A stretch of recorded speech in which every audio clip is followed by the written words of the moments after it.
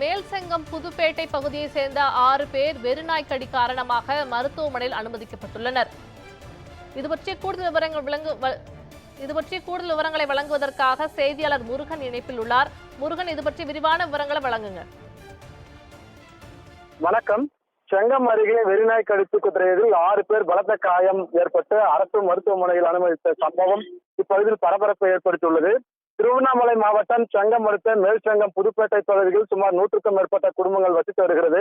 இந்த நிலையில் இன்று வெறிநாய் அப்பகுதியில் உள்ளவர்களை துரத்தி கடித்ததில் குழந்தை, பெண்கள் உள்பட 6 பேருக்கு பலத்த காயம் ஏற்பட்டுள்ளது. பின்னர் அவர்களை மீட்டு செங்கம் அரசு மருத்துவமனையில் சிகிச்சைக்காக அனுமதித்துள்ளனர். ஒரே பகுதியைச் சேர்ந்த 6 பேரை வெறிநாய் கடித்து சிகிச்சைக்காக அனுமதித்த சம்பவம் செங்கம் பகுதியில் பரபரப்பை ஏற்படுத்தியுள்ளது. விரிவான விவரங்களுக்கு நன்றி முருகன்.